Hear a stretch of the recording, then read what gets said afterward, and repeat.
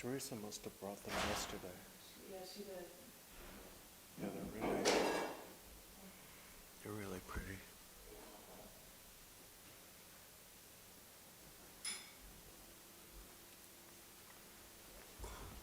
That thing, that's the thing that I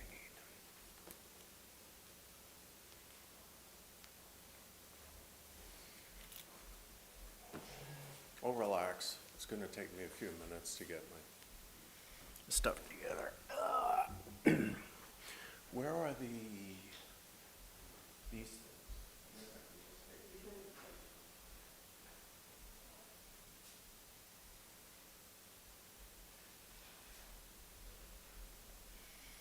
I don't use them if I'm not required to leave.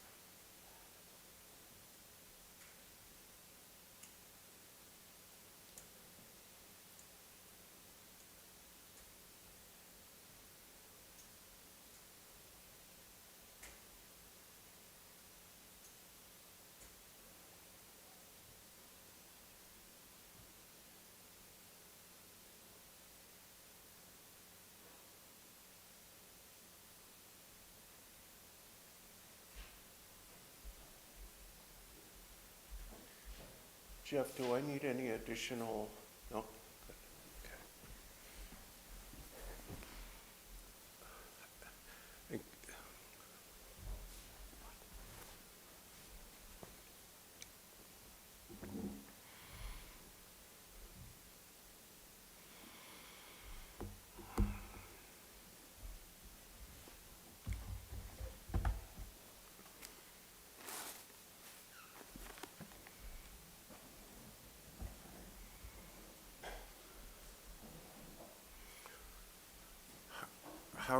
Are you picking up?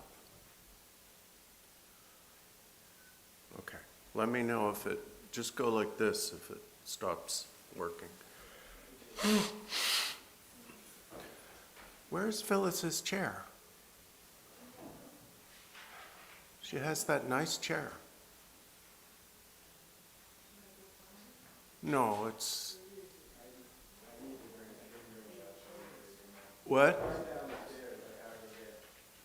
Oh, it was brought downstairs? Okay. Phyllis, are you going to be okay for this morning in the folding chair? Okay. All right.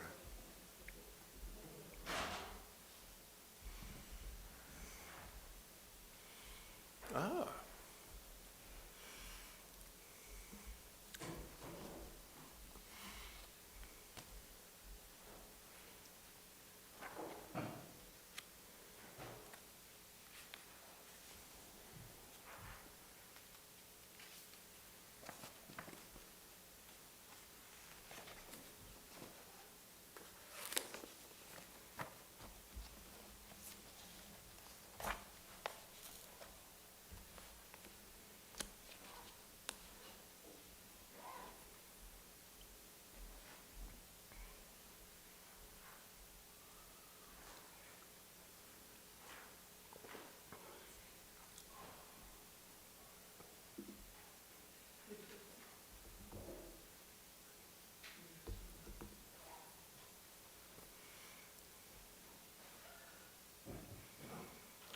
Matt, I don't know when those pictures were taken.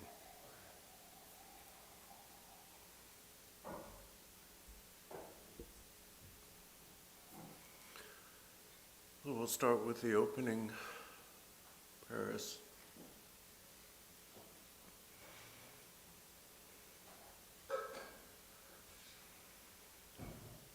Om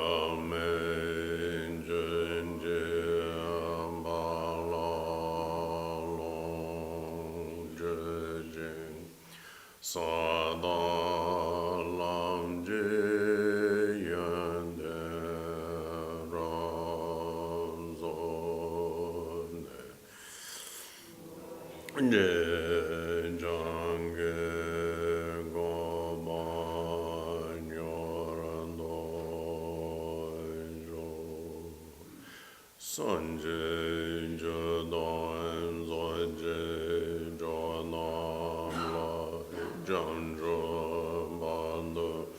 Dane Gyamtso Je Dange Jinso Jimbe Nam Je Rola Benje Zanje Dromba Roy Zanje Judan Zoje Jonam Lai Janjo No Dane Gyamtso Je Dange Jinso Jimbe Zunam Jendrola Benjer Zanje Droma Joy Zanje Judan Zanje Janam La Janjo Bardor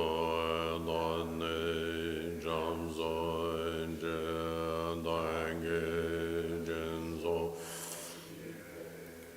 Zanam Jendrola Benjer Zanje Droma Joy Semjen Tamje Dewa Dan Deve Judan Dambar Church Alon Dungal Je Judan Rawar Judge Dungal Mebe Dev Damba Dame Rawar Judge Nyering Chada Nyedan Rav Donyan Jambola Nembar Joje Zemjen Damjen Dewa Dan Deve Judan Dambar Judge Dungal Je Judan Rawar Judge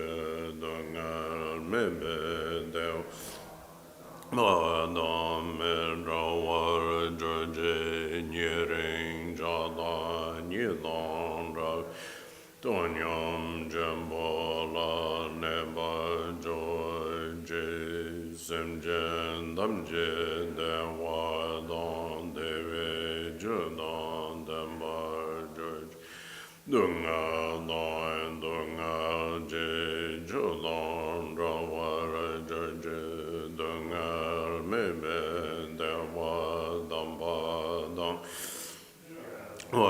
Judge Nyering Jada Nyedan Rav Donyam Jambola Neba Joje Dada Zemjen Damje Lo Chuzun Ro Jinja Lando Zo Lando Rawar Jinja Lando Zo Lam Chulba Zawar Jinja Lando Zo Chulba Yeshe Charwar Jinja Lando Zo Dada Zemjen Damje Lo Chuzun Ro Lando Zo Lando Rawar Jinja Lando Zo Lam Chulba Zawar Jinja Lando Zo Chulba Yeshe Charwar Jinja Lando Zo Dada Zemjen Damje Lo Chuzun Ro Jinja Lando Zo Lando Rawar Jinja Lando Zo Lam Chulba Zawar Jinja Lando Zo Chulba Yeshe Charwar Jinja Lando Zo Monje Nyonje Noi Join Zayam Be Mai Gezar Dombo Lai Zen Joinge Ngoin Roi Nyembe Mai Join Jezoin Roin Goran Doin Gon Roi Mam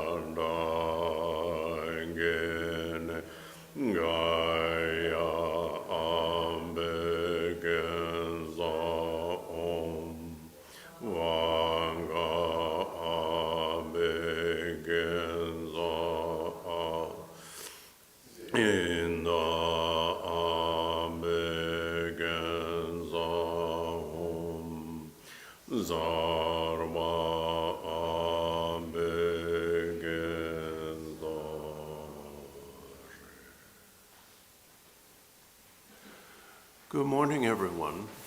And there she is.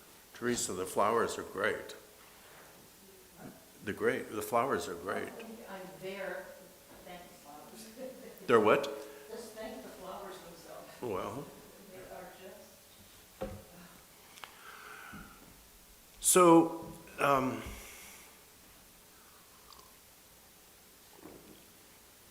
the text that we are concerned with this weekend is one of three commentaries that are part of the terma itself of the four sadhanas of the ocean of Vidyadhara gurus. Among the basically 9 different dharma cycles that make up the terma of Terchen Barway Dorje, 2 are a little incomplete because of the Cultural Revolution. Lama Tratop's grandfather, Karma Tupten, spent many years and a great deal of effort finding and collecting and collating the texts of these originally 9 volumes, now 11 in the Terma itself. But there were several texts that are part of this particular cycle that were not found. The most important texts we have. We have the combined sadhana, which combines the outer, inner, secret, and very secret practices. We have the empowerment for that sadhana. We have the associated protector sadhana and the empowerment for that. We have the 5 chapters, supplications, and we have the preliminary practices, which Karma Thupten himself wrote based on his recollections of the previous composition by Terchen Barway Dorje. And we have these 3 commentaries. In the order that we tend to study them, and indeed the order in which Bardor Rinpoche originally taught them years ago, because what I'm doing here is basically, to some extent, repeating the teachings that Bardor Rinpoche gave on this text many, many years ago. In the order that we have them, the first text, the one we are concerned with today, gives the instructions and some of the liturgies for the preliminary practices, or the ngunro, and then goes on to describe the actual completion stage. Now, the reason why these 2 subjects are put together is, on one hand, that by the introduction to the text, we can determine that this text was originally associated with one of the 4 Guru Sadhanas, the secret Guru Sadhana of Padmavajra. And although the preliminary practices apply to all of the sadhanas, as everyone knows, the reason that the preliminaries, which we normally begin with, and the completion stage, which is regarded as pretty much our most advanced practice, go together, is because the preliminary practices are, although we practice them in our practice life and development before we engage in the generation stage, they are considered to be preliminary practices preparing you for the completion stage.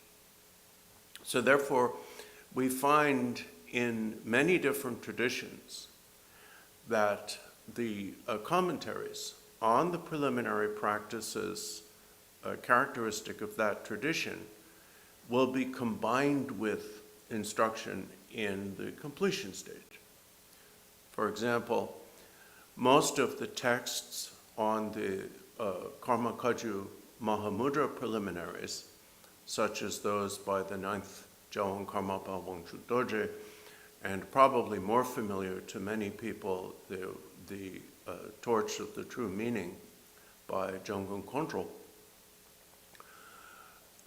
also include instruction on the actual practice of Mahamudra.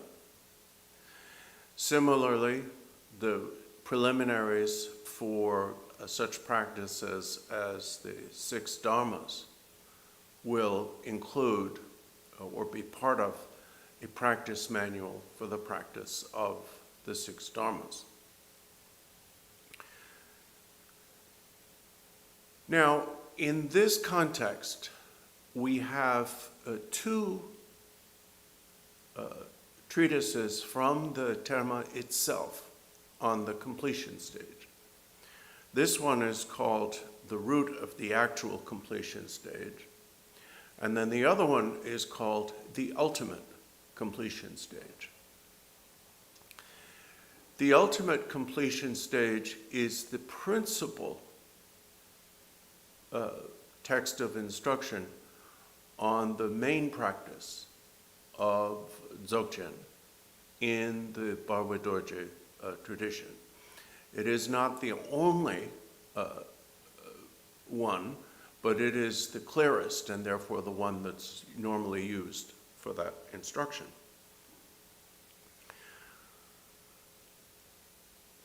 That text also includes some of the search for the mind that we find in this text.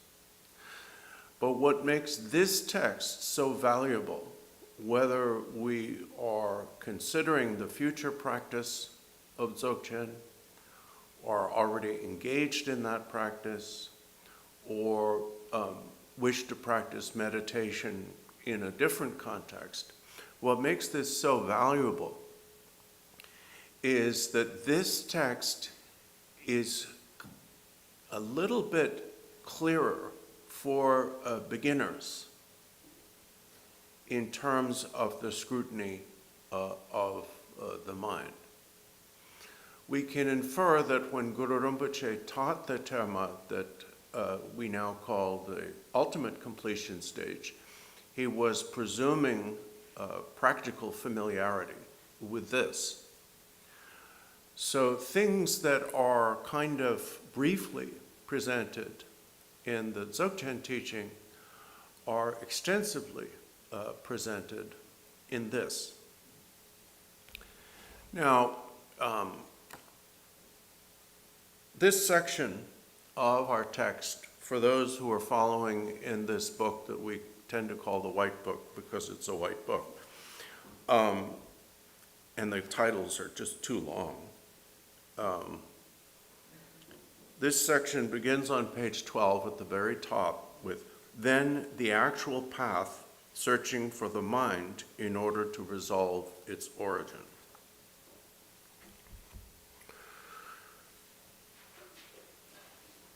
All Buddhist meditation, without exception, if it is meditation, consists of one of three things. It is either tranquility meditation, shamatha or shine, or insight meditation, vipassana or lakton, or those two practiced together, which is called the unity of shamatha and vipassana. So when we say that, people are often a little nonplussed because they think, but these different traditions are so different. What we do is so different. You know, what you do in a week-long Theravadan Vipassana retreat and what you practice in a Mahayana context and what you practice here seems different. So let's look at what the differences really are. Because if we understand what the differences are, we will by default understand what the differences are not. The only difference between the common vehicle of Buddhism, the teachings of Buddhism that every tradition, every Buddhist nation of origin, every school of Buddhism has in common, which is why we call them common. The only difference between the common vehicle and what we call the great vehicle or Mahayana is that the Mahayana requires a specific motivation. Now, there are different scriptures and different philosophies, but we're not going to get into that. And I'll explain why we're not going to get into that in a few minutes. When you practice the common vehicle, your motivation can be the desire to free yourself from cyclic existence and achieve the state of an arhat, a liberated being liberated from samsara. Or, and we find this mentioned even in the scriptures of the so-called common vehicle, you can choose to become a bodhisattva who will eventually become a Buddha, who will appear in a world in which Buddhism is not present, and you can be the Buddha who teaches in that world. It can be a world that has not seen Dharma before, or a world in which previous Buddhas have taught, but the Dharma has disappeared. So, for example, this world is held to be one, traditionally, in which the Buddha that we refer to as the Buddha, as though he was the only one, he is held to have been the fourth to appear in this world. Sometimes they say the seventh, and in the Dzogchen tradition they say the 12th for reasons that we're not going to get into. But basically he wasn't the first. But had Buddha Shakyamuni not appeared in this world, when he did, we wouldn't know about any of this. We wouldn't have heard of any of this. So the aspiration to do what Buddha Shakyamuni did, to become a Buddha, which is considered an option in the common vehicle, is a requirement in the Mahayana. So you are only practicing, doesn't matter what Dharma center you go to, what monastery or vihara you've been to, you're only practicing Mahayana if that is your motivation. We may hear Mahayana, but what we're practicing depends on our motivation. So if your motivation is the desire to achieve perfect Buddhahood in order to be able to bring all beings to that state by doing what Buddha Shakyamuni did, then you are practicing Mahayana. Whether you get your meditation teachings from one place or another.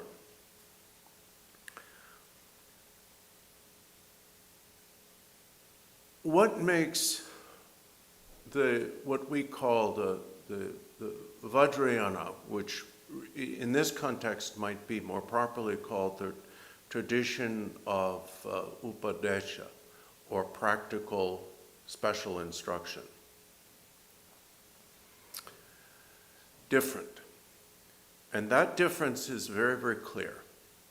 So this is the difference between the Mahayana in general and our approach to meditation, which is the tradition of special instruction, practical instruction, or Upadesha.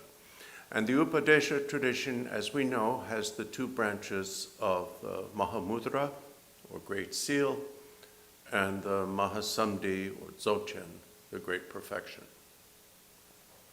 The instructions that we are concerned with here this weekend come from, mostly we would say, because they come from Guru Rinpoche, we would say they come from the Dzogchen tradition, but they are common to both. You will find most of these instructions in one form or another in both traditions. And what makes either of these traditions, Mahamudra or Dzogchen, different from the Mahayana in general is to understand that is crucial here. In the Mahayana in general, it is taught that to achieve a Buddhahood takes 3 periods of countless kalpas. Kalpa is the duration of a universe, so we seem to be, we don't know how much longer this universe is going to last, but we're 13 odd billion years into it. Let's give ourselves the benefit of the doubt and assume that we're halfway through. So let's say 30 billion years. Countless periods, according to the Mahayana in general, of such universes. So let's say countless is actually a number. It's 10 to the power of 60. They call it countless because you don't want to. 10 to the power of 6, maybe 10 to the power of 59, I forget. Anyway, yeah, 1 to the power of 60 or 10 to the power of 59, I think. Anyway, it's the novemdecillion is the scientific term. So it would take, practicing the causal Mahayana, novemdecillion kalpas, where each kalpa lasts, could be 30 billion years, to achieve the first bodhisattva level. A second period of novemdecillion kalpas, each lasting, it could be longer than 30 billion years. We have no way to know how long universes last on average. We could, to achieve the 8th bodhisattva level. And a third period of novemdecillion kalpas to achieve the 11th level perfect Buddhahood. And then we have our tradition, which says you can achieve perfect Buddhahood in one lifetime. And as evidence for this, we principally hold up, we hold up many examples, but we principally hold up Jetsun Milarepa, who vigorously denied that he started with a leg up, that he started with an individual advantage. He said he went through the entire path in that lifetime. And people hedged that, but that's what he said, apparently. So, what's the difference? And this is the crucial difference. Of course, there are lots of other differences. We have empowerments, we meditate on deities, and so on. But the real crucial difference, and this concerns what we're going to talk about this weekend, is the difference between what are called traditionally inferential valid cognition and direct valid cognition. To put it in normal English, the difference between taking logical reasoning as the path and taking direct experience as the path. Kathy, do you need something? Okay. And the difference is this. Those of you who have studied the Mahayana will have heard or read that no one who has not achieved the first bodhisattva level can have direct realization of emptiness. And then we have our tradition, the Mahamudra and Dzogchen traditions, where they talk about direct realization of emptiness as kind of the beginning of the actual path. So how does this work? According to Khenchen Trungpa Rinpoche, and I'm basically following his statements on this whole point at this part of this morning. The difference is that when it is said that no ordinary person, no one like ourselves, can have a direct experience and realization of emptiness, that is true with one exception. I cannot, since I am not a bodhisattva, I cannot really directly experience the emptiness of these flowers, this microphone, this book, this desk, any of you, this building, and so on. I can't. I will be able to if and when I become a first-level bodhisattva. But there is one thing that each and every one of us can and often does experience the emptiness of. And that is your own mind.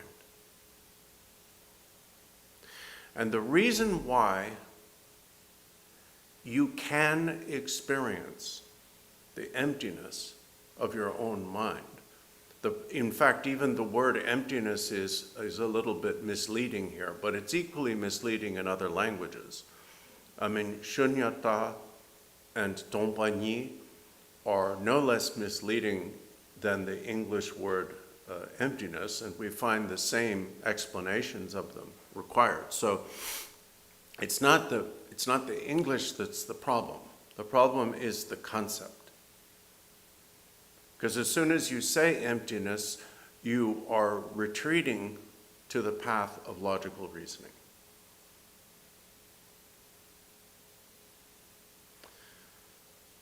So anyone can experience the nature of their own mind, what their mind really is. Anyone can.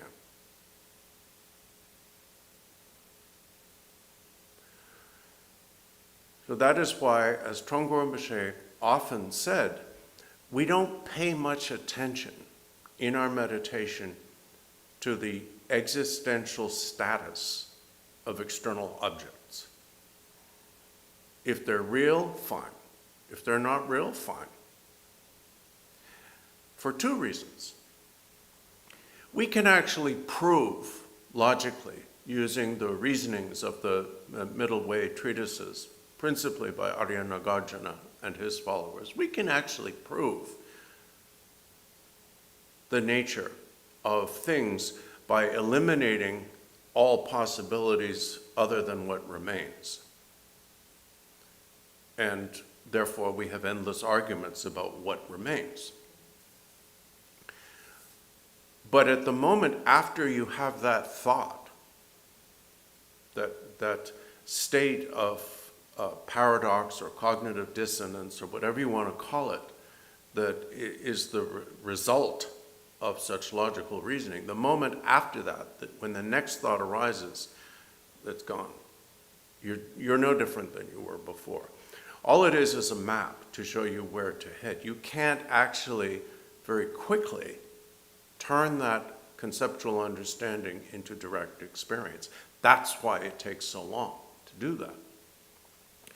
But when you're working directly with your own mind, you do not have to employ logical reasoning.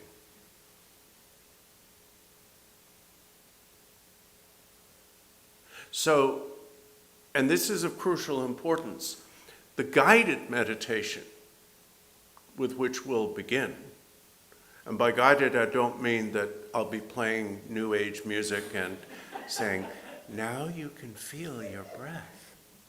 Feel how strong you are. I'm sorry, I don't mean to be, I'm being a little bit arrogant there, but hey, those of you who know me are used to that.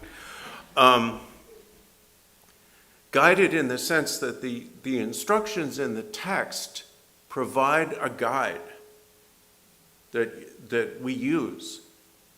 So it's actually, what we begin with here is not analytical meditation. It is not actually a logical analysis. There is analytical meditation within the Madhyamaka tradition and other Buddhist traditions. But for the reasons that were already, that I already explained, we're not doing that here. What we're doing here is scrutiny. Scrutiny of your mind. It's a little bit like an audit, which I suppose is seasonally appropriate. You are auditing your mind. You are inspecting your mind. You are scrutinizing your mind. Don't they call the people that patrol big university examinations scrutineers? I've heard that expression, scrutineer. Anyway, maybe that's something from the past. Now, there is a relationship between what we're going to do here and analytical meditation, because, and it's important to remember that, because those of you who have practiced middle way school analytical meditation may say, but I've heard this before there. Well, some of it is going to go over the same territory in the sense that we are questioning assumptions. But we're questioning them in a different way. In analytical meditation, we prove that our assumptions about reality are impossible. Logically impossible. Here, we're not trying to so much prove logical impossibility as learn gradually to experience our minds without prejudgment and assumptions. Now, when we talk about mind,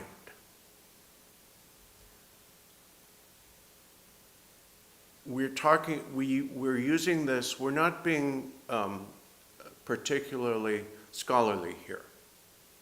So we're not going to be analyzing the mind into various functions and which performs what function. That information can be useful and helpful, but it's not what we're doing here. So each and every one of us experiences. We think, we feel, we see, we hear, we smell, we taste, and we feel. We have physical sensations. All of that is done by what we call mind. Now, you might ask, well, Buddhism talks a lot about the non-existence of the personal self, which is true.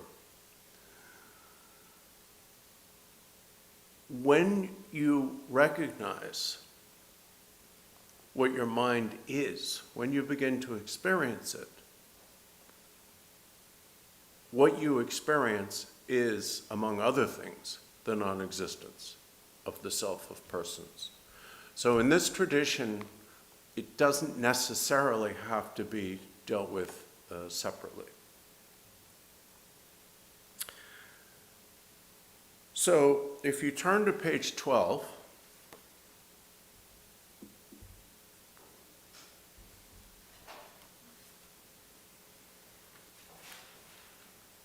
it says, searching for the mind in order to resolve its origin.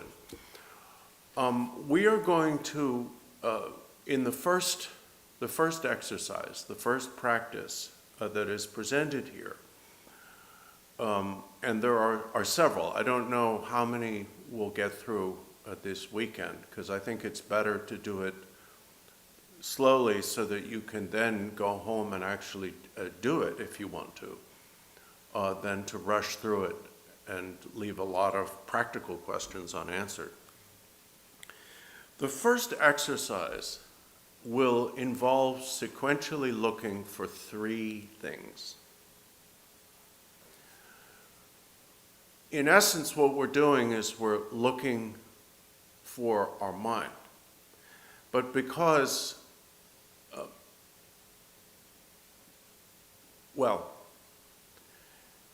to make it a little bit easier,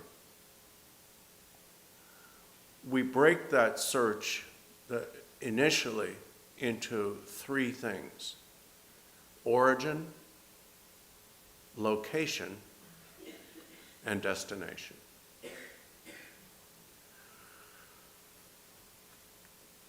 So therefore it says, searching for the mind in order to resolve its origin.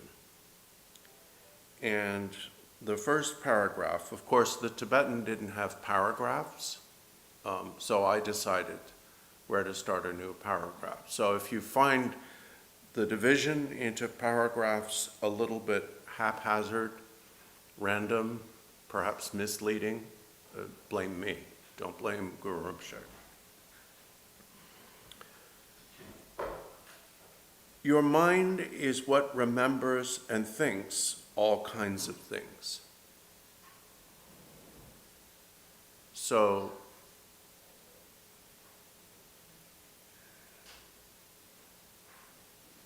remembering is important because memory is the basis of our reification of the past. We say the past happened because I remember it.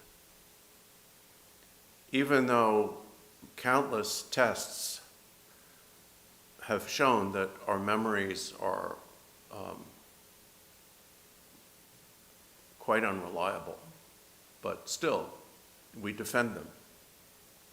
We say, I know what happened because I remember it.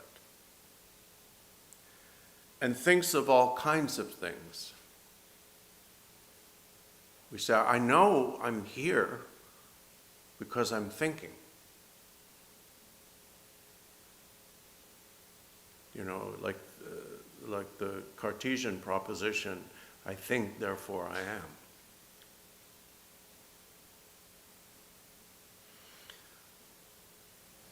But here's something, even on the first sentence, we've run into a strange dichotomy. If your mind remembers different things, not just one thing, and your mind thinks of all kinds of things, then is that mind one or many? If your mind thinks of all kinds of things, is each thought a separate mind? And if not, if each thought is not a different mind, then how do we know that? Because I'm assuming that there is some kind of container for all these thoughts. But there's no evidence of that. I'm just assuming that. And if I were called upon to defend that assumption, which I make just the same way everybody else does, then I would say, well, because these are my thoughts. I thought that. I thought of that first.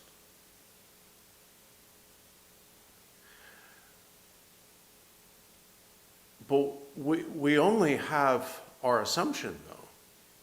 We can, of course, I can make a distinction between my thoughts and someone else's thoughts.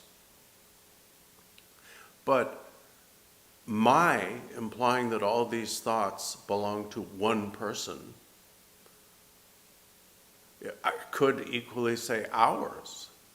I could think of myself as a multiple, since each thought seems to be a distinct mind. But there's no evidence that it's a distinct mind. There's no experiential evidence that my mind, the mind that thinks this and the mind that thinks that, are one, or that they're not one. Either one would be an assumption. Pursuing it further, Guru Rinpoche writes, it is constantly changing, oscillating, and sharp. So, as those of us who practice meditation have discovered, sometimes to our dismay, our minds won't stay put.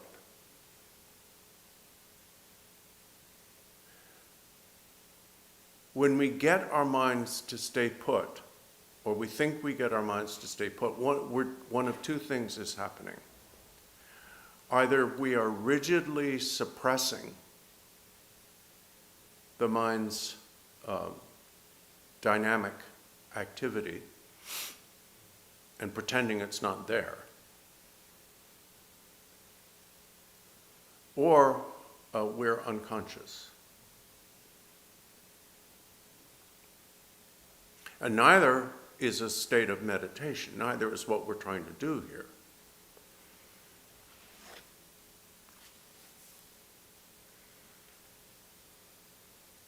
We know from neuropsychology that thoughts and beliefs and opinions and even volitions begin at a subconscious level. This has been tested in laboratories. You can read about it. Which means that there's stuff going on in our minds that we don't even know about yet. We're like the last to know.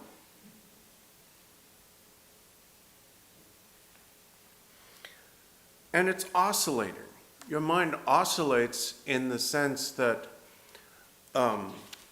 it bounces around a lot. So one of the great masters of the Nyingma tradition in the 20th century, I heard say this when he was teaching a text called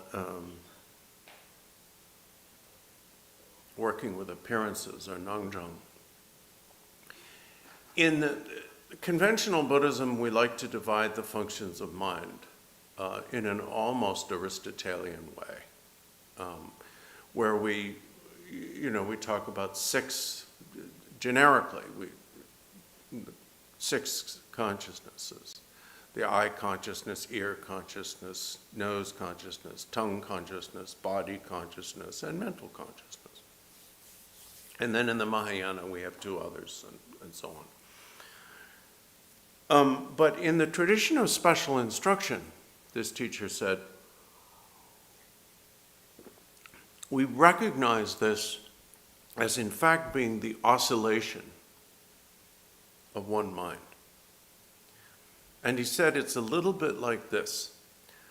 You're walking up to a building that has one room and 6 windows. As you approach the building, every time you look at one of these windows, you see a monkey. This is the traditional analogy. For some reason, we all like to talk about monkeys.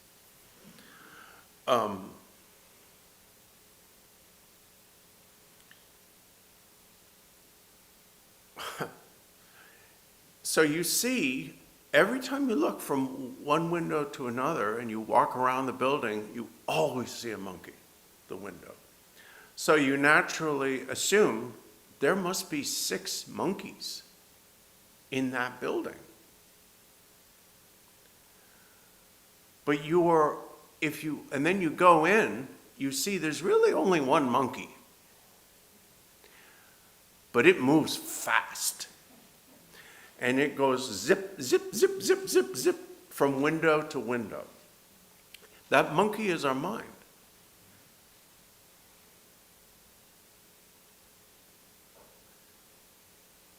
One moment I'm seeing, another moment I'm hearing, another moment I'm conscious of a smell or a taste or a physical sensation, or I'm thinking about those, which is different from experiencing them.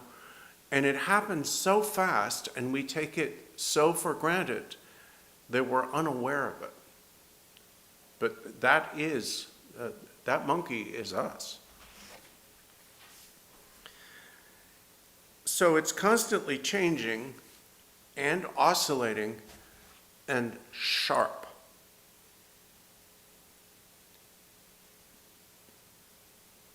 When we feel dull, we say, I feel dull today. That means you're sharp. The awareness that you feel dull is your mind's sharpness. It's your mind's sharpness that enables you to see that. Your mind is so sharp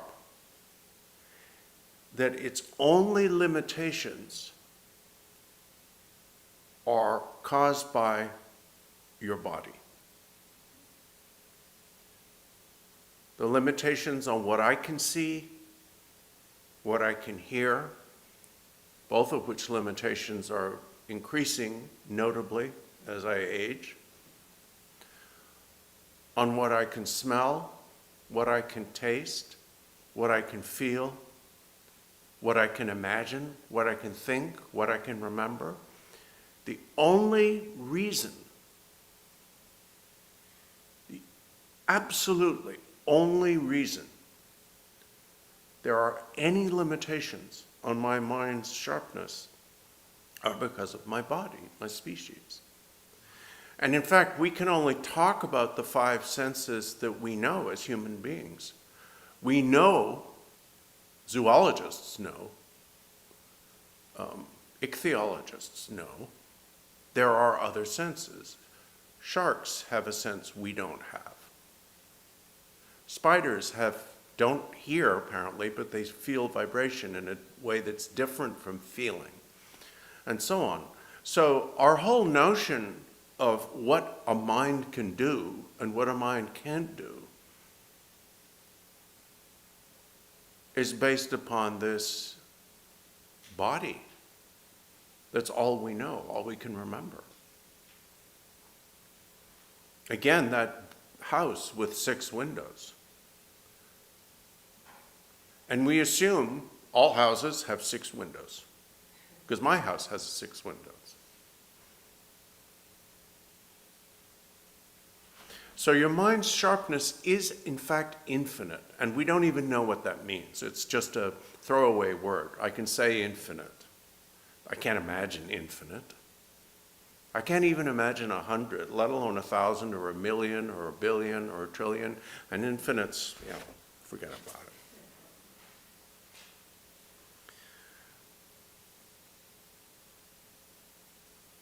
Your mind is what recognizes good, bad, joy, and suffering. Now, the recognition of good and bad is an opinion. So what he's saying here, what Guru Rinpoche is saying here is, it is your mind that imputes attributes to things and holds opinions based on that attribution. So this is good, that is bad. And we know that those are opinions because people disagree. We may feel that our opinions are right and everybody else's are wrong, but we can't deny that these are opinions. And then joy and suffering, or pleasure and pain. Pleasure and pain are feelings. We could say, if we wanted to, it is a fact that I feel pleasure and pain. But feelings are not facts. It is a fact that we have them. maybe. So our minds, in addition to being sharp and changeable and oscillating, have opinions, make imputations, and feel everything we feel. We know that so much of our mental states, not just so many of them, but so much of each one, is physically caused. For example, if I have a really good cup of coffee, a cup of coffee that is such that the caffeine gets into my system efficiently, how I feel mentally will change, to the point where I've actually seen my opinions change. My opinions of people, circumstances, the past, expectations of the future, all of these things change significantly under the influence of caffeine, which is a physical thing.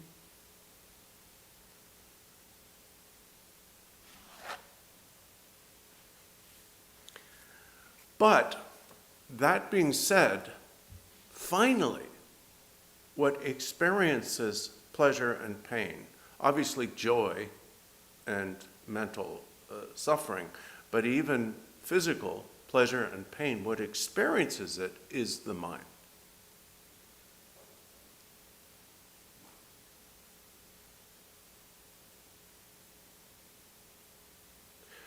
Which means that when you talk about you, when we use the term I or me, we're really talking about our mind.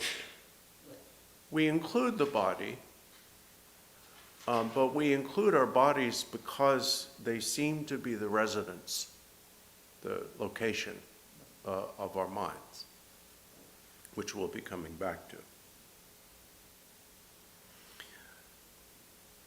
Your mind is what experiences pleasure and pain, engages in virtue and wrongdoing, experiences the resultant benefit and harm, and thinks, I will do this and I am doing that. It is what performs actions. Buddhists talk a great deal about karma. Karma means action, what you do. And so the emphasis on it is that everything we do, especially things we do intentionally, has multiple effects. Before we get into anything more specific, something that is undeniable, as the 17th Jamgon Karmapa said, to believe in karma, you don't even have to look at it as an effect on you alone, which is usually the traditional Buddhist description of it. He said, all you have to admit is that everything you do matters. Traditional Buddhists believe, we believe, that it forms your character, which causes you to do certain other things, which snowballs, and eventually you find yourself in a good or bad circumstances. And that can go very, very, very far. But the basic point is that what we do matters. Everything we do matters. Everything we say, everything we think, in fact, matters. And all of this is done by your mind. Your body and your speech are employees of your mind. I mean, in fact, we can think of speech as part of your body, because communication, whether it's verbal or written or any other means, hand waving, whatever, is physical. And that body, which is your mind's, apparently, your mind's location, that's how we think, is the employee of your mind. It's a difficult employee.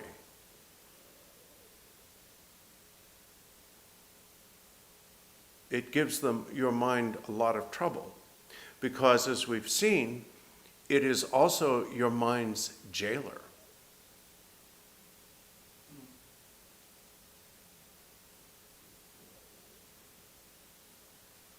If I wanted to fly, none of you would be preventing me. What would be preventing me is my body. I was born in a species that can't fly. Birds, most of them, can fly.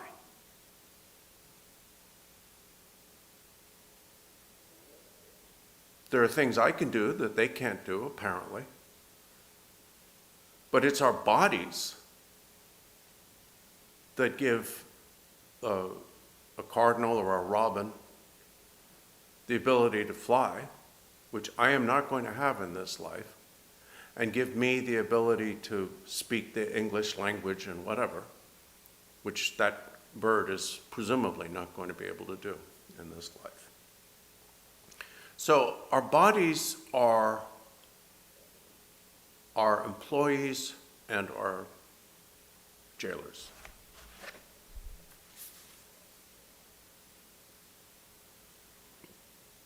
But ultimately, it is your mind, because your mind makes choices, that does everything,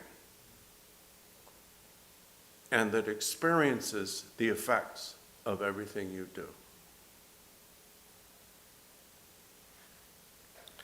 Samsara and nirvana, appearance and emptiness, this life and the next, past and future, your victory and others' defeat, day and night, and all other thoughts that fixate on duality arise only in this mind of yours.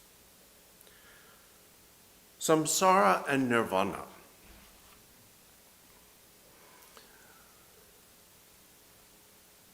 Nirvana, which means, originally meant kind of like blowing out or snuffing out, like extinction and refers to the extinction of suffering. And Buddhists love to argue endlessly about what the state of nirvana is and what varieties of nirvana there are, and you can read about that if you want to. But ultimately, it's said that nirvana is a construct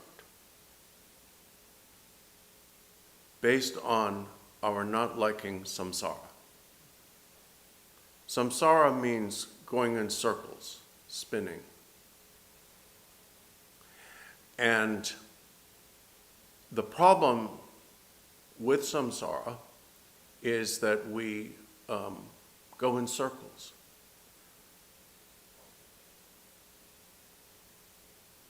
And nirvana is our concept. The Buddha used this concept. He didn't invent it. He used the concept of nirvana to encourage people. But it's a concept of escape. In fact, the whole concept, we would say in the tradition of precise instruction, the whole concept of nirvana as something separate from samsara is a quintessentially samsaric concept. Because what is samsara? Escapism. We are constantly trying to escape. It is our attempts to escape from suffering rather than remove its cause that causes suffering for ourselves and others. Every poor choice that we have made throughout this life, and we can infer a certain amount about what we did in previous lives just by what we were born as.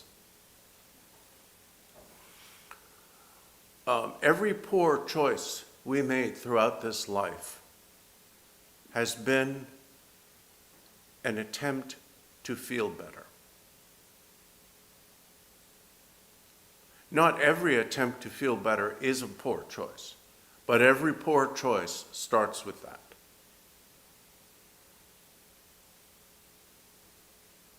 We may not phrase it that way to ourselves. We have all kinds of euphemisms. We say, well, now I want that. I have that, this, now I want that. But that means that when you got what you wanted, now you're used to that, and you're still not satisfied, so you want something else. And you don't care who you hurt. At some point, we have all done things that hurt others. Occasionally we do things deliberately to hurt others, but mostly it is hurting others in a way that is incidental to making ourselves feel better.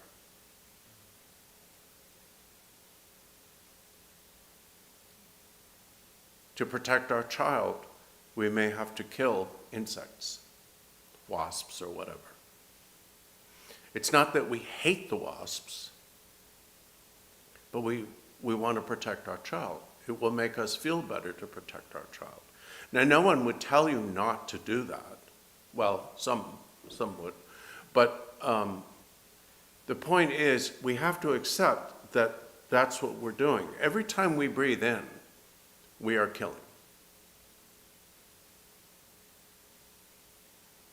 We're constantly killing.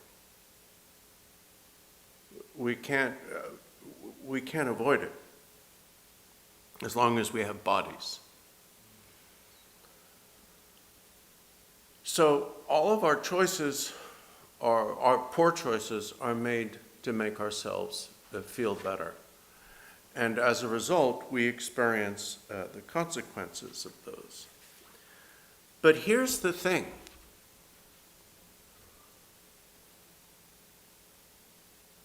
We might say that the essence of samsara is that ruthlessness,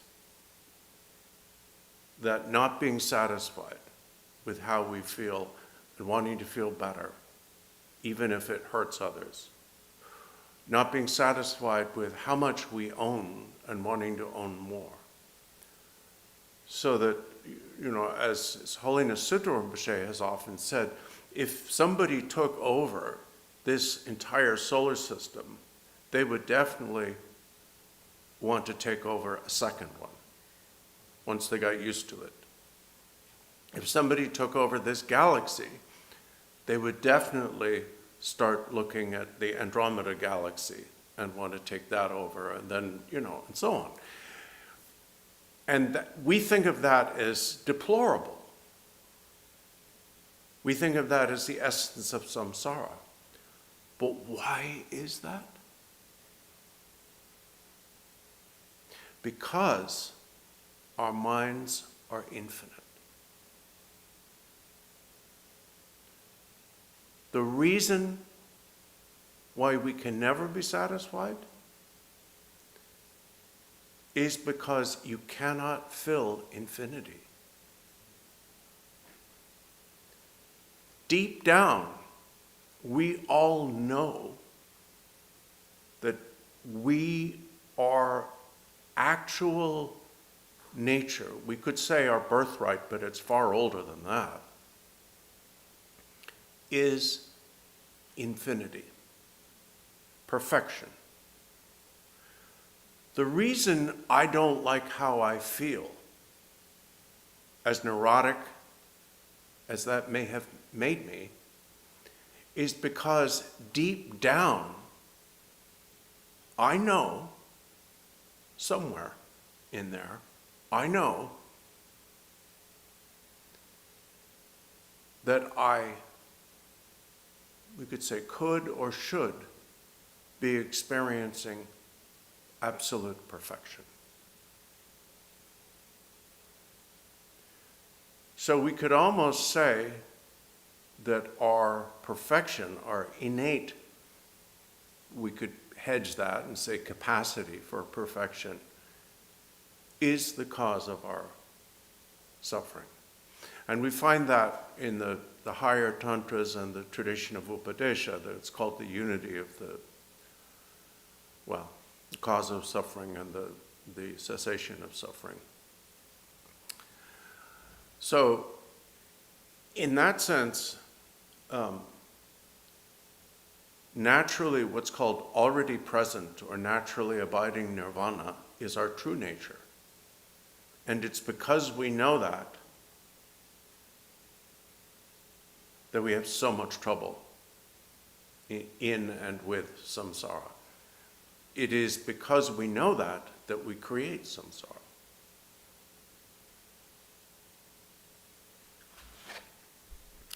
So escape is not the answer.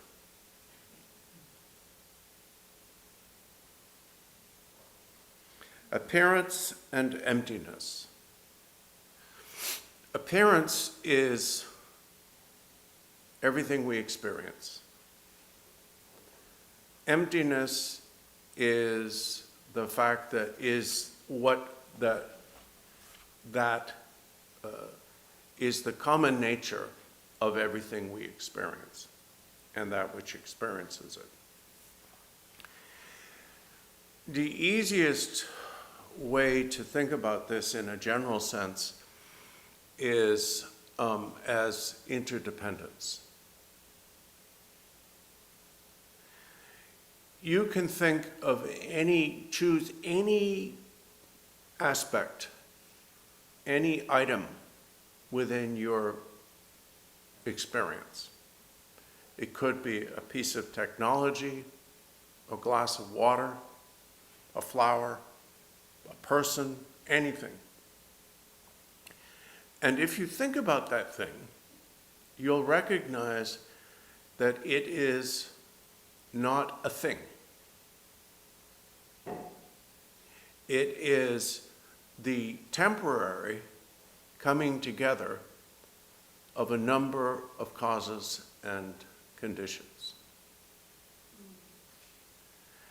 If it were a thing, really a thing, it would always have been that thing and would always be that thing. And it would not be made up of other things.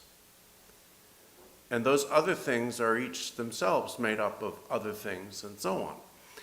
And it's, as they say, it's turtles all the way down. No matter how far you carry this analysis, there are arguments about this among physicists now, but I'm not a physicist, so I don't have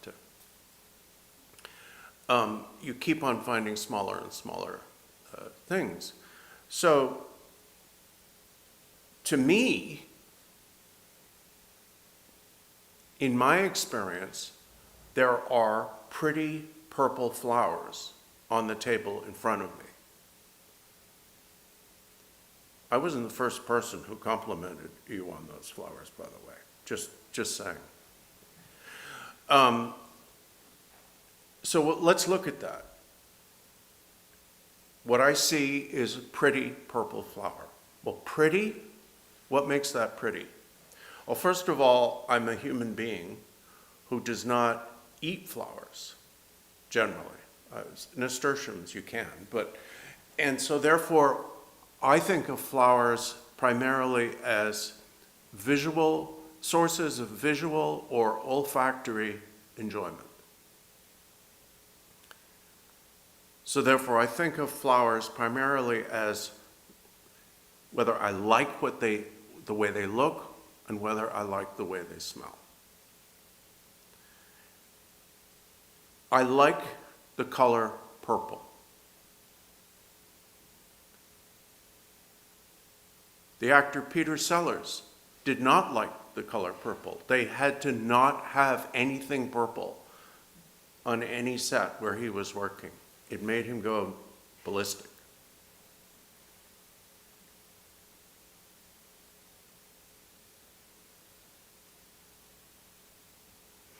I like the color purple. There used to be a purple building in my neighborhood, and every time I walked by it, I would look at that purple building. It was a small purple house that had an incredible number of solar panels on the roof. So the house was two colors, purple and solar panel. And anyway, so I like the color purple. So therefore, I say that's pretty. If a bee were in here, I have no idea what bees see. I don't know what bees see, what flies see, what spiders see, or any of that. And I'm really curious, and I know I'll never know. But I don't know whether they see color, but certainly they wouldn't be concerned with whether or not it was pretty. And somebody who doesn't like purple, I mean, you can get away here with not liking purple. If you really don't like maroon, that would be that would be tough. And I have to say, maroon is not my favorite color. But anyway, so what I'm experiencing when I look at those flowers is not there. I'm not even going to get into the scientific analysis of light and color and receptors and all of that because I don't understand it. But anyway, that's not there. And that's true of everything. It's not there. But then if I say it's not there, that's not true either. So the appearance is what I experience, and the emptiness is it is empty of thingness. Or, well, people argue about that, so I'm not going to say. It's just, anyway, that's emptiness. This life and the next. So Buddhists believe in past and future lives. And generally speaking, we have a temporal turtles all the way down answer to when it started. It never started. It's always been going on. Something can only start if there was a time before it started. And there's no time before we're taught this started. Past and future. Time is kind of interesting if you think about it. Future is a concept that I have about what has not happened yet, but might happen.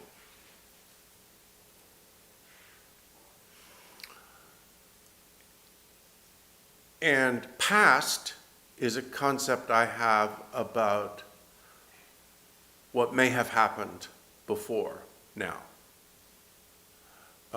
And past includes things that I believe happened and things that I believe didn't happen.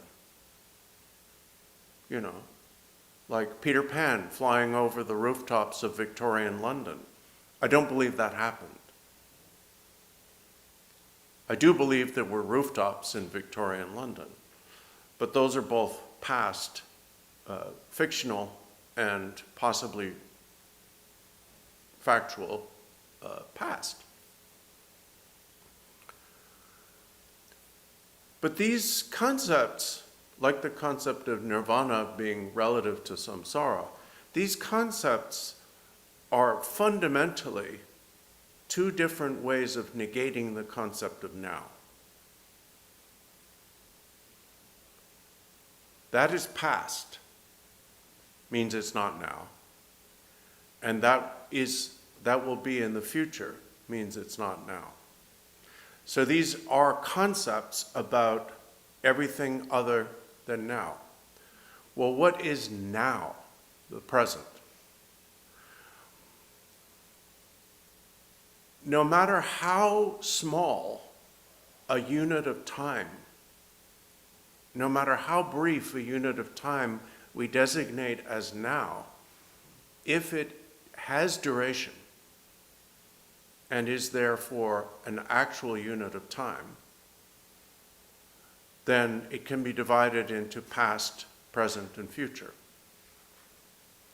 And so on and so on. Again, turtles all the way down.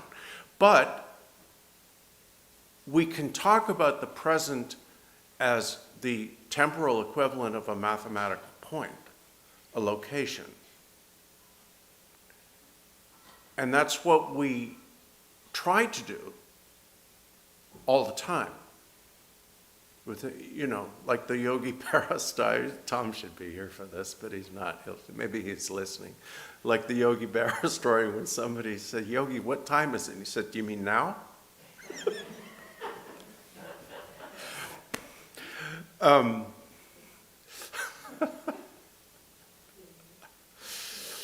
So we all have this, everybody knows what now is. When do you need it? Now.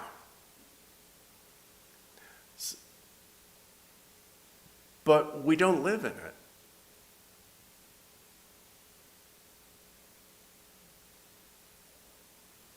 We're constantly walking on a razor's edge between past and future.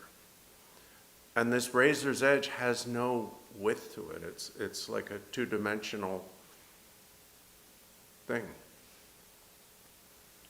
So we don't seem to experience now. Or we don't experience anything else. One of those two must be true. And we'll come back to this. Day and night, that's easy. Your victory and others' defeat. Competition. In traditional texts intended for Tibetans, this was written by Guru Rinpoche and revealed in the 19th century, the notion, what we would call competition, is put very dramatically because we're talking about largely societies with lots of potentially aggressive competition. So, when they say defeating others, it means, how would you say, we don't say defeat your competitors. Anyway, but just translate it into the modern idiom. You don't need to. The point is that all of these things, these concepts, starting with samsara nirvana, appearance and emptiness, this life and the next, past and future, all of these things are dualities. Everything that we think, all thoughts, involve at least duality.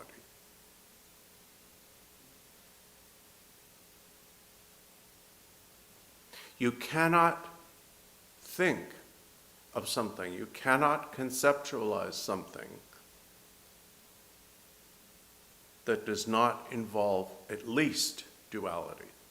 And I say at least because the concept is basically the concept of duality, but I know that there's a tendency, and some people say this is very male behavior, and it may be.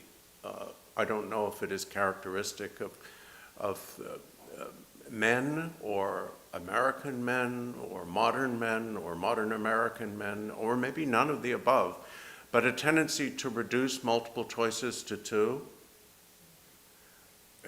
It's called false dichotomies, false dualities, where I say, well, you asked me to do this, I can only do this or that, and there are actually other options.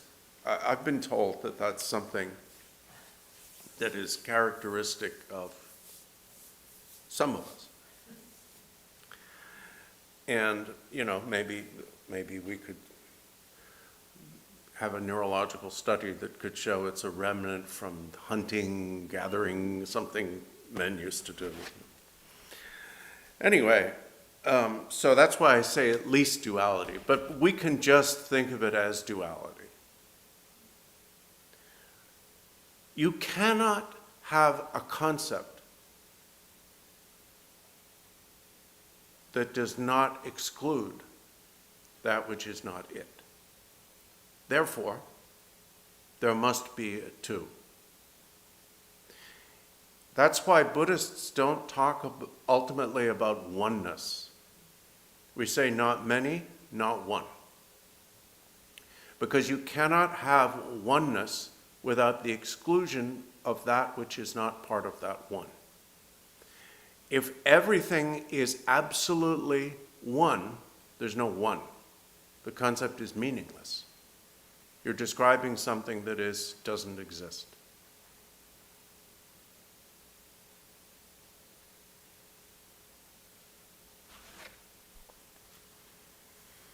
So, your mind experiences, feels, thinks, and everything that we think is wrong. It can be relatively okay. In other words, it's okay that I think I'm holding the book and that I'm on page 12 and that we've so far gone through one paragraph in an hour and a half. But all of those thoughts involve dualization. They may be relatively correct, more correct than their antitheses, but they can't be absolutely correct. The most we can hope for with thought is contextual validity. And in meditation, in searching for the mind, we are not concerned with contextual validity. If you want to study contextual validity, there is Buddhist teachings on it. It's called the study of valid cognition. There are huge numbers of texts on it. And in fact, there is a great text by the seventh Karmapa, who remembered having been the great logician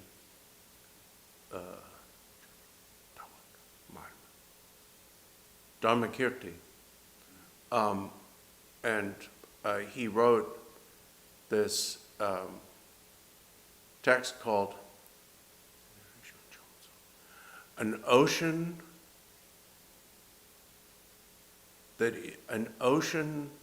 compendium of treatises on valid cognition, which is all basically on the central concept of what constitutes validity. And a friend of mine is translating it, has been doing so for a while. Some of it has been published, I think. But it's, as you know, when they call something an ocean as a text, it means big, lots. There is a code to a Buddhist text. So ornament means it's going to comprise scriptural references from various different sources, ornament or alankara.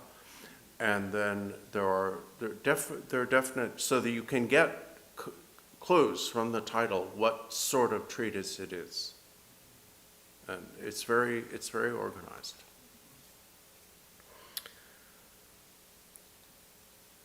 Now, he ends this paragraph, or I ended the paragraph apparently, with the thought, and all thoughts that fixate on duality arise only in this mind of yours.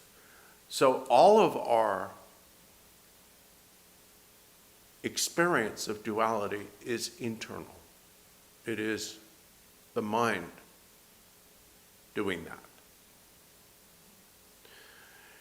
And that is the reason why why, in addition to the fact that it's the only thing we can experience as it is directly, why we focus on the mind. because the mind, our minds, cause all our problems. Other things can occasion problems, can be the conditions for problems. Physical sickness, accidents, tragedies of all kinds, external circumstances, and so on. But the cause of all of this, what causes it to be a problem, is our mind.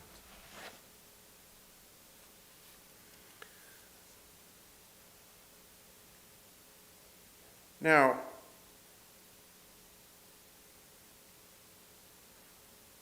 here in this text, and this is one of the things that I find personally very helpful about this particular treatment of the topic. Guru Rinpoche and Terchen Barway Dorje are not that rigid about first origin. Don't think about location until you get origin. And then location, and don't think about destination until you've found the location, and so on. They're not that rigid about it. And the reason why I find that, I can only speak for myself, why I find that helpful is when I start looking for the origin of the mind, I have a hard time not getting involved in speculative thought. When I think about the destination of the mind, it's harder for me. But when I look for the mind, where is it right now? Because it's concerned with now, I find it easier. Now, to give you some background, there are in general two ways that scrutiny or search for origin, location, destination of the mind can be taught. One way is the origin, location, and destination of one or more thoughts, so of thought. And the other is the origin, location, destination of your mind itself. The difference between the two is that you can watch a thought arise, observe it as it's present, and watch it dissolve. So you can, in a sense, in a general sense anyway, experience the origin, location, and destination of a thought, a specific thought, now. 3 different nows, but now. When you're looking for the origin of mind, you're not talking about only where does the mind come from when consciousness, when I become aware of consciousness, but where did it come from in the beginning? And I personally find it very hard not to become highly speculative, and also somewhat prejudiced by my limited scientific education.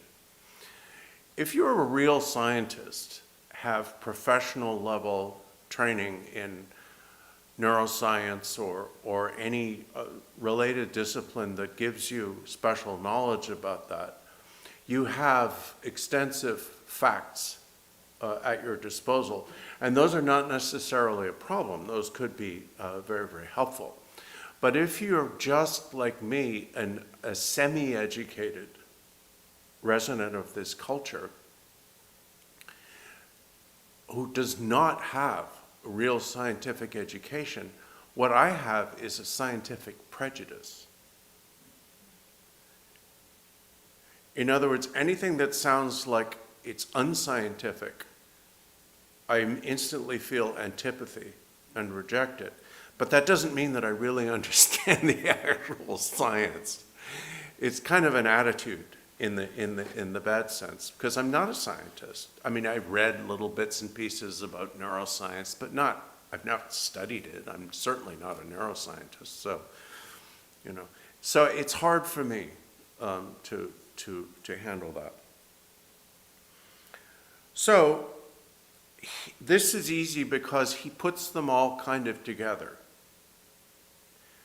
Search for your mind among external appearances and those who inhabit them. Now that sounds ridiculous, or does it? Is my mind in Phyllis? Phyllis is, to me, an external appearance. Well, she's more than that, because she's an infinite variety of things, opinions, experiences, memories, and so on that I have, tastes especially. And, sight, art, all of that. All of that is what I include in the word Phyllis.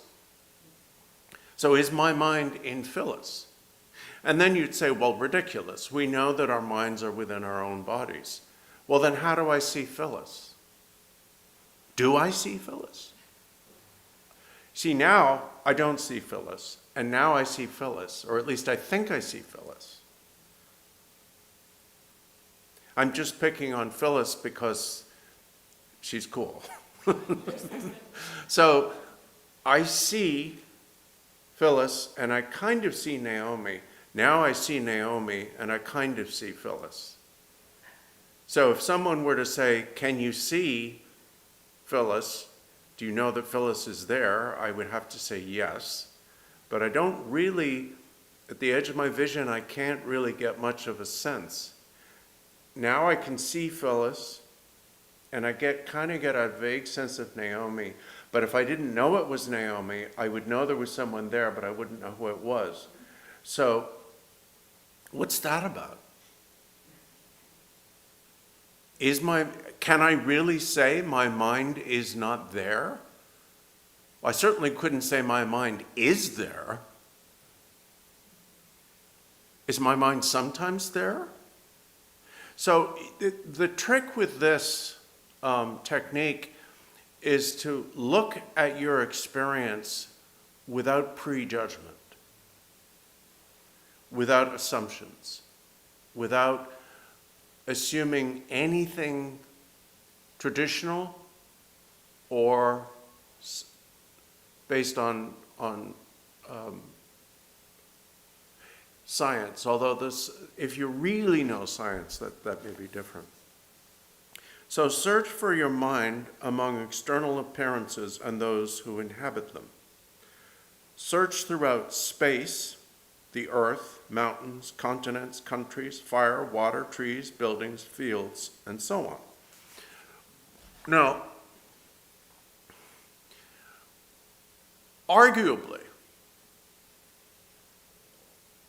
what he is talking about here is what in the Mahamudra tradition is called looking at the mind within appearances, which is normally taught, well, no, it's often taught later, but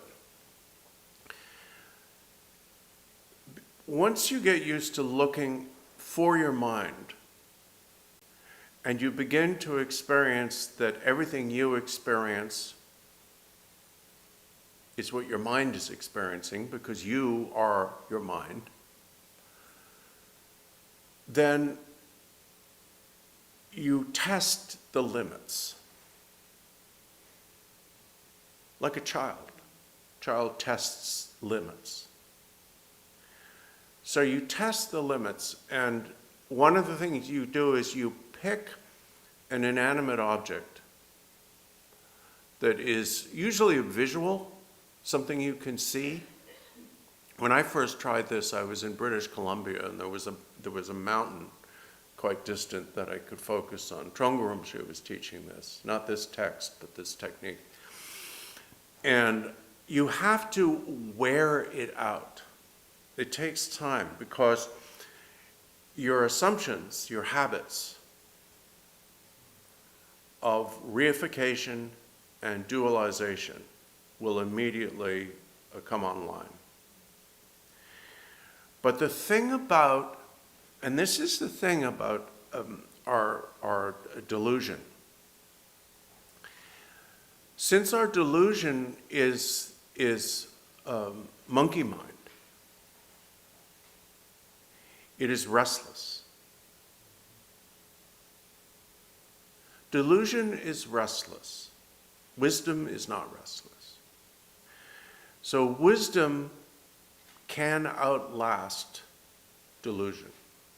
So if you look at the thing, and all these thoughts will come up, that's over there, I'm over here, whatever, and you just let the thoughts go, and you keep on looking at the thing, you will eventually, if you're doing it correctly, outlast your habit of duality.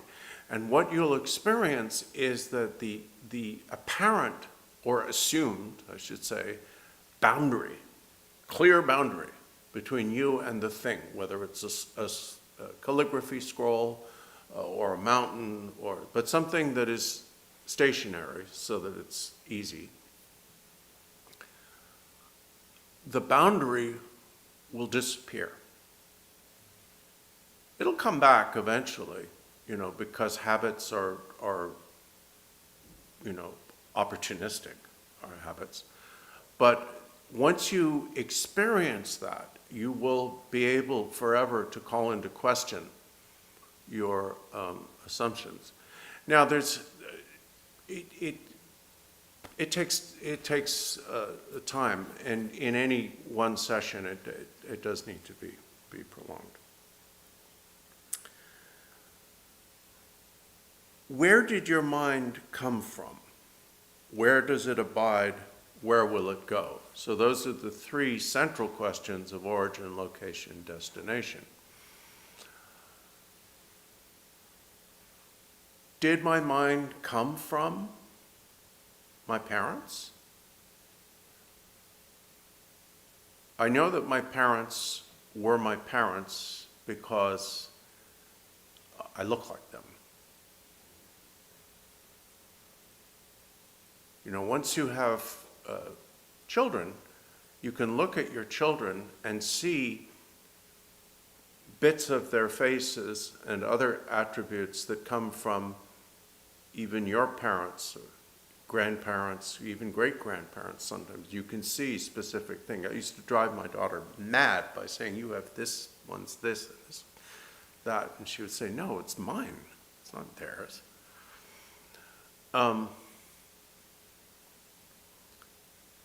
So I don't doubt that my makeup physically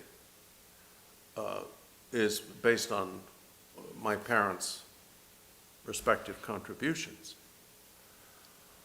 But is that me?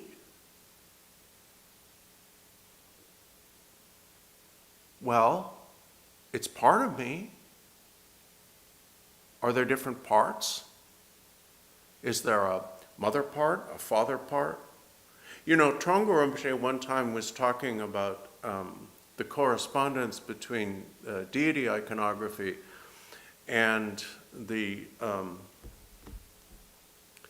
basis of the ground of purification, that which is to be purified. Those are two different things.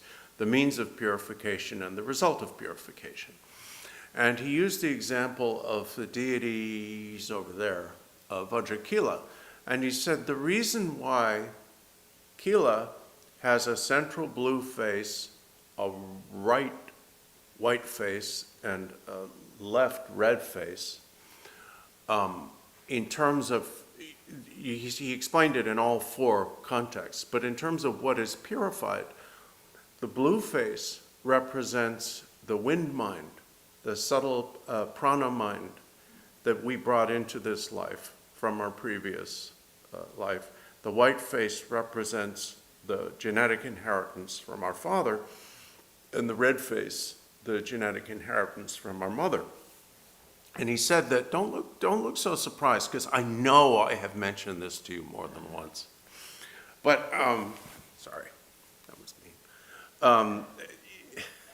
So that means that, and he said that this was, in a sense, where our personalities are mixtures of what we brought in and our parents. And he talked a lot about different things, how it relates to incarnation and even tulkus and so on. That's not necessarily germane, but so if my mind is part of that, then how does that work? And that's the kind of thing that that's why I find it, thinking about origin, somewhat potentially very, a little too discursive. So where did your mind come from?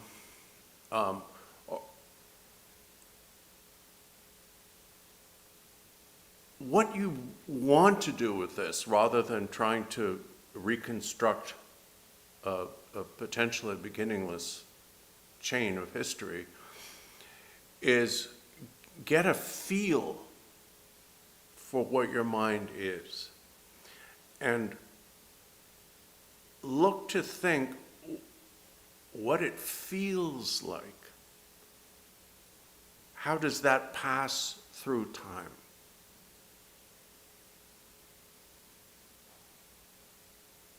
What can happen to it? What cannot happen to it? Does anything happen to it? Where does it abide? Well, that's the key one. Most modern people believe that their mind lives in their brain. And lacking scientific education, people like me, not knowing about the relationship between brain tissue and other things throughout the body and so on, tend to think of the mind as like a little guy sitting in my head, looking through the eyes and listening to the ears and occasionally tasting things and sniffing things, like poking like the monkey in the thing, like kind of like poking his things, or maybe he's got levers in there and he says, all right, let's check out the eyes, what are they seeing? And then, and as though my mind is like a little person inside the head, and then there's somehow they manage to remove the robot. The rest of it is a robot, And it's not surprising that we think that way, because we know stuff about the brain. I mean, I don't know anything about the brain. Scientists do, and I have a general education, which means I have a prejudice in favor of what little I understand of science. And so I think that. And then the other reason, of course, is 4 of my senses are in my head. My eyes, my ears, my nose, and my mouth. And so there's just the majority opinion of the senses would be that this is where it's all happening. And of course, we know that you can't have a working human body without a brain. It's interesting that in ancient and even up to probably well into the Middle Ages, ancient cultures all thought of the mind, if they thought of the mind located, they always thought it was in the heart. To the extent that if my information is correct, and I'm on firmer ground here than I am on science, in ancient Egypt, it was believed that the brain served no function except the production of nasal mucus. And so when they were preparing the body of a monarch or wealthy person, and they had these canopic jars in which the vital organs were put, they would never put the brain in the heart, yes, the lungs, the liver, all that stuff, because those things actually do something. But the brain, once they would stick hot hooks up and just, turn it into goo and then pull it back out the nose, and then they'd throw it out. They didn't think it had any value. It was just a snot maker. And, and other cultures have had different opinions. We have all of these verbal expressions, though, even in English, like my guts tell me, and feel with your heart, look with your heart. So whether we mean these things literally or figuratively, we don't seem too sure.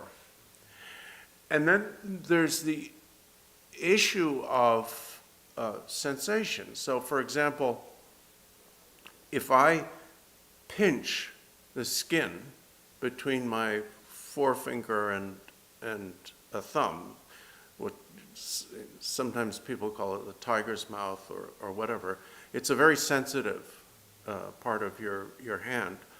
If I pinch that skin, I can actually look to see, where am I feeling that? I know it's my mind experiencing the physical sensation. So I could say, well, the feeling that it's there is an illusion. Why? Because we know that the message is sent to the blah, blah, blah, blah, blah, blah, blah, and then we get back to, the funny diagrams like Wilder Penfield's homunculus and things like that, which, see, that's why I like coming here, because a significant number of you recognize that. The only reason that I know of it, I heard of Wilder Penfield as a child because he worked in Montreal at McGill, but the only reason that I know about it is because one of you was smart and told me about it.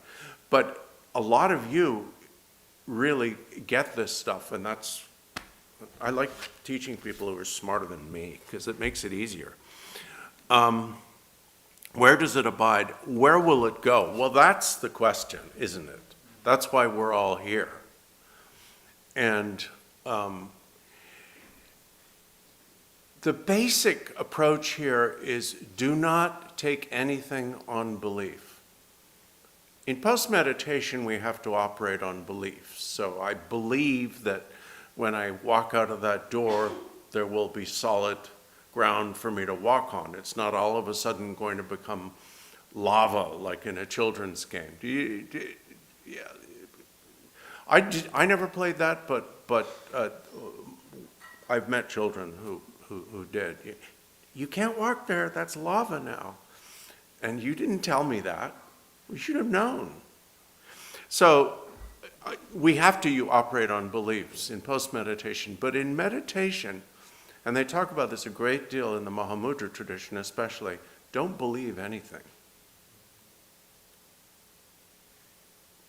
Don't be suspicious, be skeptical. It's a difference. Take nothing for granted. And where does it abide? Where will it go? I think we should stop there. Well, we made it through 1.5 paragraphs.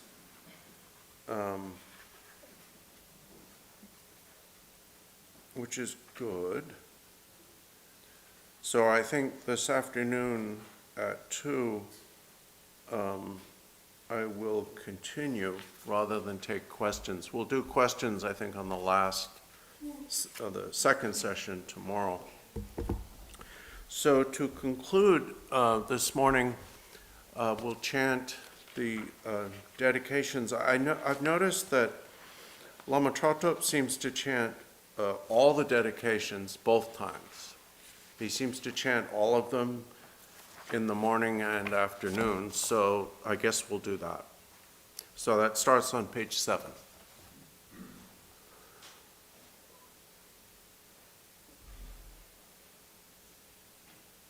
So nam de ye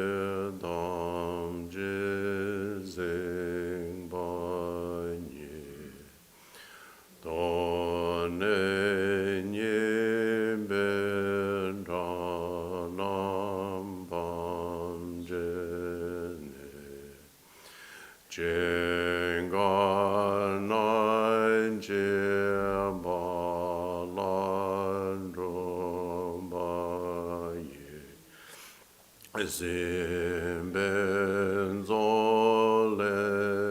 Zimbenzolendroba Drowazoenge Wandiyinje Wongon Sanayinjen Zonzonde Zanam Yinjele Jongwe Dambangunye Damajo John Joseph Niramboje Manje Mananje Joje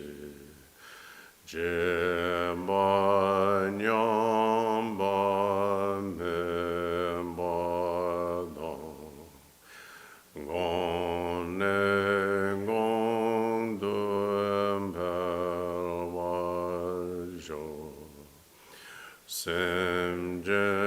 Semjendam Jede Dande Joje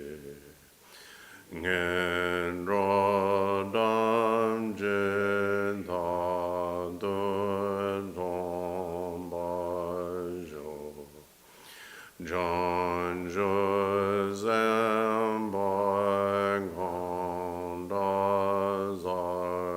Bagondazajoma Dedangunje Alandromajo Sanjere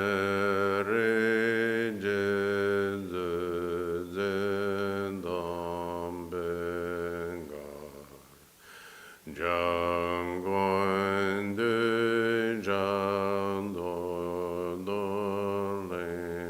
Jandolingbaye Zamje Mejondre Bezanganje Sije Jondan Jabe Daje. Thank you. Have good lunches and see everybody at 2.